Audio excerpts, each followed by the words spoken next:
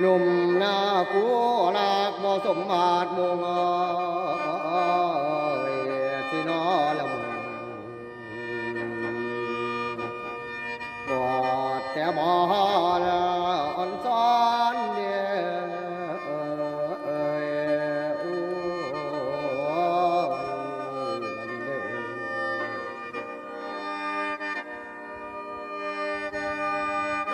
นี่ละน้อยาพอเพิ่นว่าศิลปินหน้าลงยังยืนยงคงทีล้ำมา2 ปีแฟนมีอยู่ทุกมองไปจองจังมองลายเพิ่นว่าน้อร้องคำแท่ตกลงผมว่ามองมนบ่สมมุติก่อนจอนเอาผลงานมารับใส่บ่เคยได้ดอกคาแพง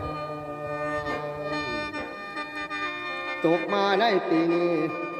ยังยืนเมื่อไปหาพอวาสนาดอกคือเก่า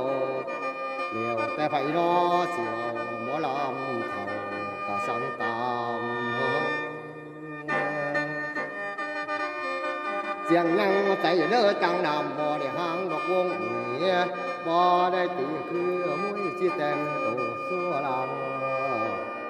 พากันล้ำพากันสร้างผลงานน้อบ่หวังสิลงให้คนตาผู้จังเนื้อเพิ่นก็เว้าว่าผมไปอีกเขายามเมื่อเช้าสิจมหาง